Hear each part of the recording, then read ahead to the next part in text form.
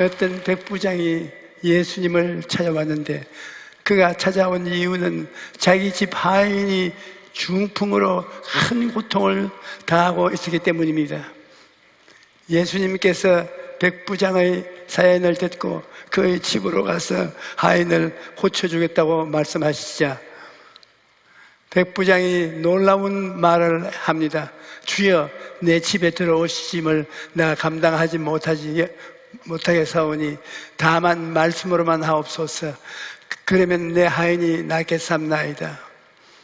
예수님께서는 그 말을 듣고 내가 진실로 너희에게 이르노니 이스라엘 중 아무에게서도 이만한 믿음을 보지 못하였다라고 칭찬하였습니다. 오늘은 이 백부장의 믿음을 살펴봄으로써 여러분 모두가 예수님이 칭찬하시고 인정하시는 믿음을 갖게 되시기를 바랍니다. 우리가 알아야 할 것은 백부장은 자기 하인의 병을 고치려면 누구를 찾아야 하는가 이를 알고 있었다는 것입니다. 어려움을 당할 때 도울 힘이 없는 사람을 찾아가면 그 사람이 아무리 나를 도와주려고 싶어도 도와줄 수가 없습니다. 시편 146편 3절에서 4절에 귀인들을 의지하지 말며 도울 힘이 없는 인생도 의지하지 말지니 그의 흐름의 호흡이 끊어지면 흙으로 돌아가서 그날에 그의 생각이 소멸하리로다 라고 말씀합니다. 도울 힘이 없는 인생을 의지하는 것은 어리석은 일입니다. 사람을 의지하면 도움이 오지 아니합니다. 사망과 배신감을 얻게 되기 따름입니다. 그렇다면 우리는 어려움을 만났을 때 누구를 찾아가야 할까요? 시편 146편 5절에 야곱의 하나님을 자기의 도움으로 삼으며 야훼 자기 하나님에게 자기의 소망을 주는 자는 복이 있도다라고 말씀합니다. 우리는 하나님의 도우심을 바라고 의지해야 하는 것입니다. 하나님께서는 자기를 찾는 자들의 필요를 결코 외면하지 않으시는 분이십니다.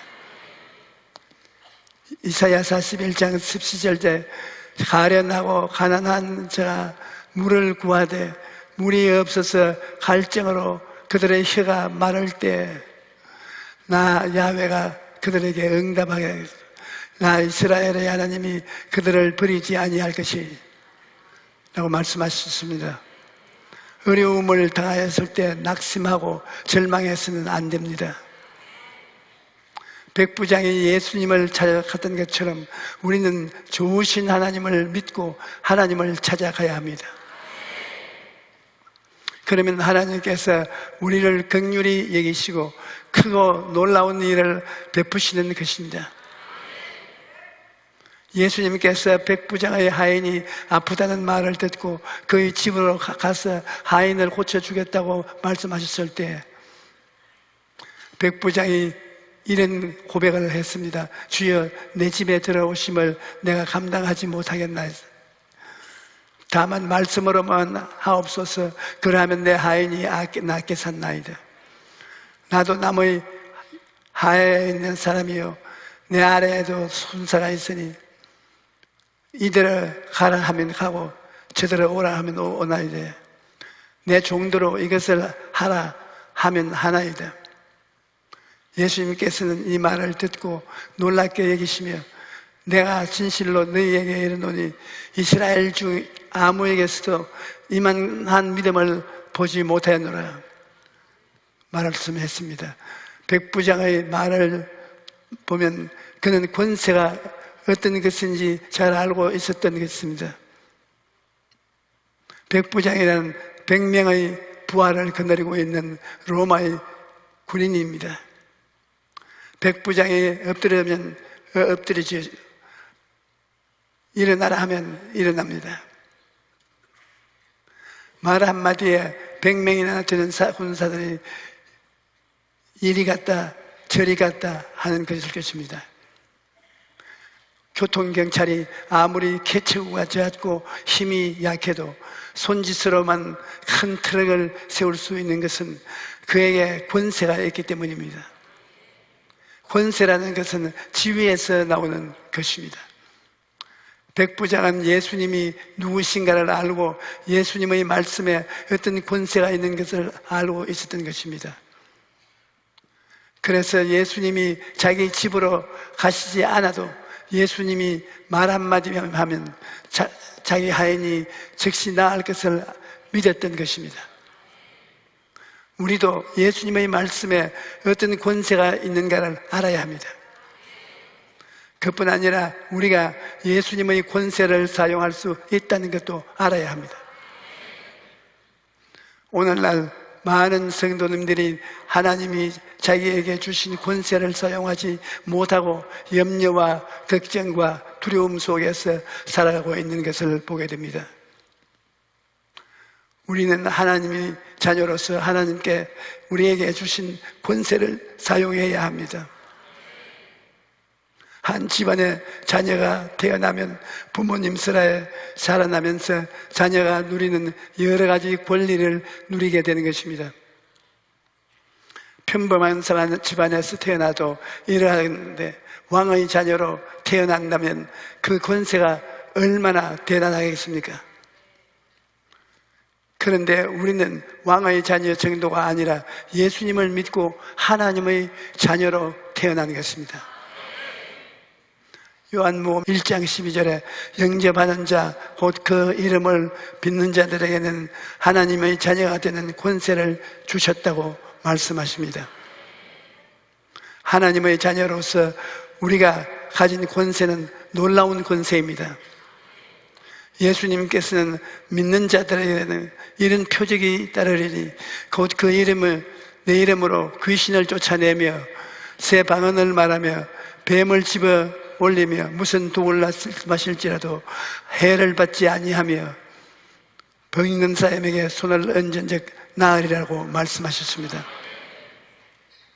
그러므로 우리는 예수님의 이름으로 귀신을 쫓아내고 예수님의 이름을 병을 고칠 수 있습니다. 하나님께서 우리에게 계속 주신 권세를 사용할 때 영혼이 잘된 것이 병사에 잘되고 강건함을 누릴 수가 있을 것입니다. 예수님께서는 백부장의 믿음을 보시고 기적을 행하셨습니다. 예수님께서 가라 내 믿은 대로 될지어다 라고 말씀하시자 그 하인이 나았던 것입니다. 예수님께서는 오늘날에도 우리의 믿음을 보시고 기적을 베풀어 주십니다.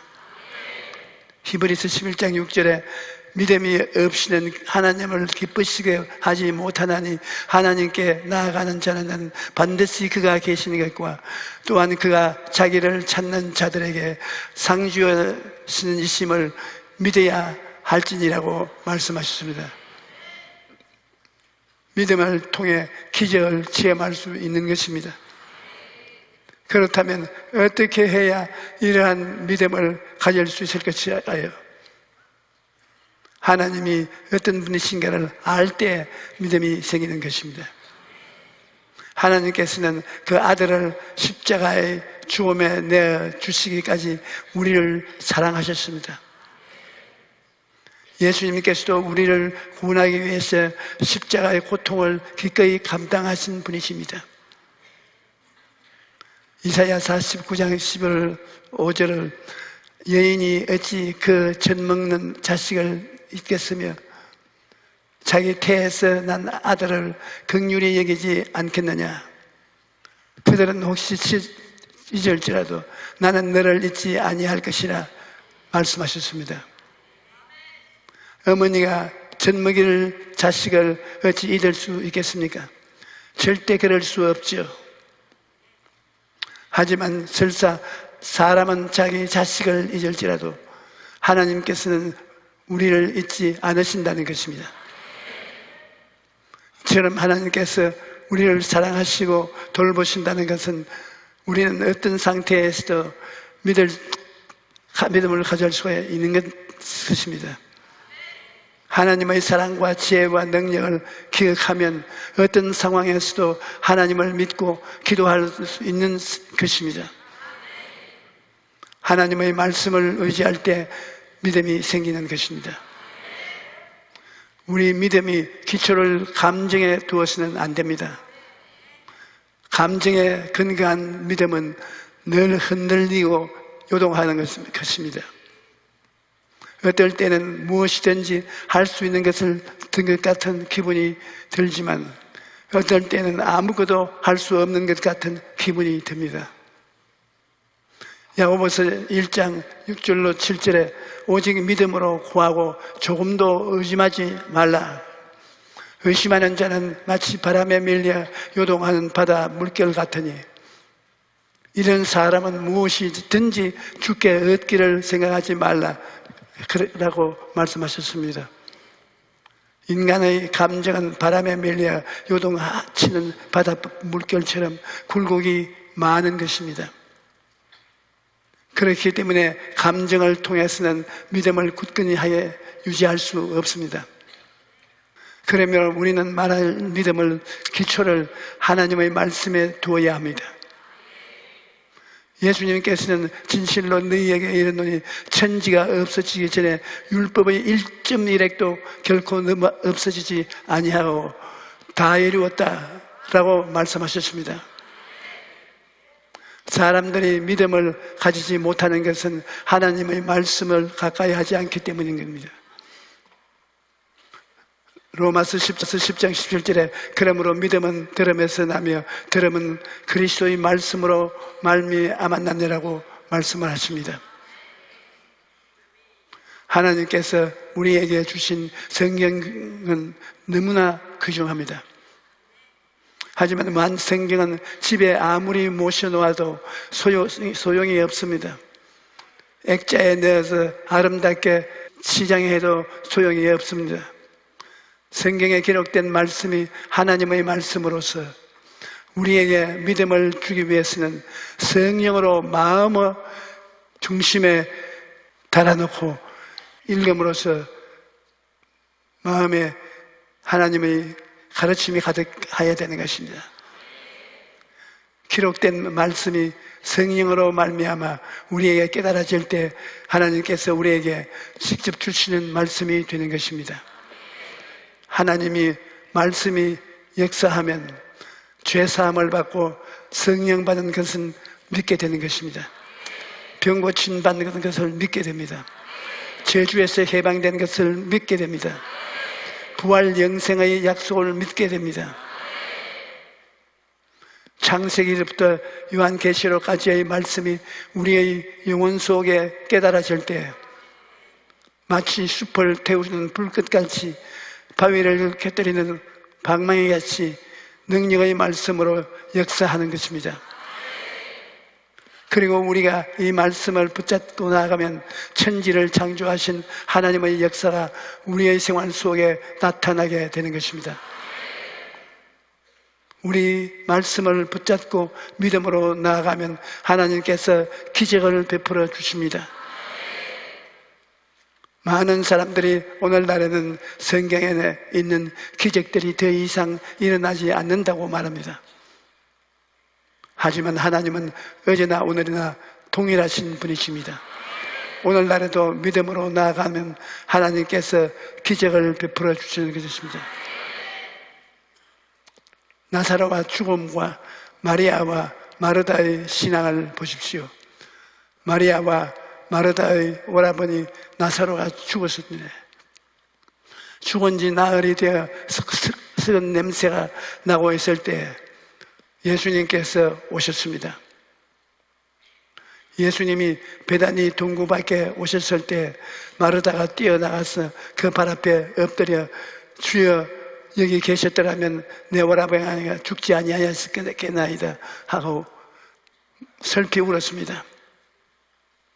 예수님께서 내 오라비가 다시 살리라 하고 말씀하시자 마르다는 마지막 날 부활에는 다시 살아날 줄을 내가 아나이다 라고 말씀했습니다.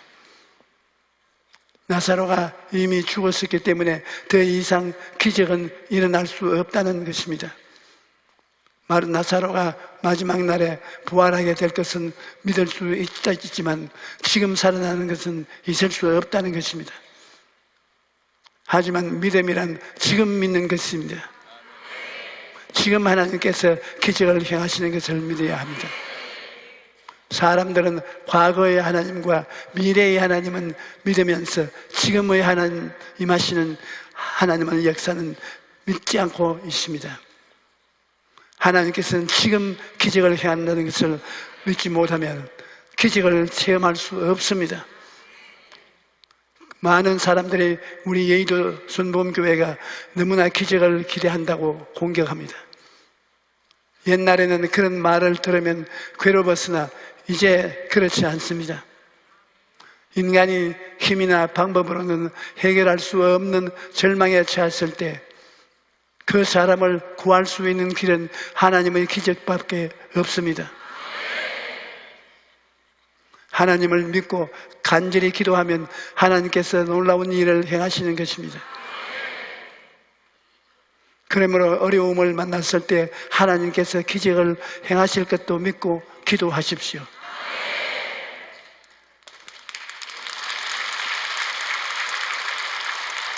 살다 보면 힘들고 어려울 때가 많습니다. 하지만 하나님을 믿고 의지하는 사람은 어떤 상황에서 낙심하거나 절망하지 않습니다.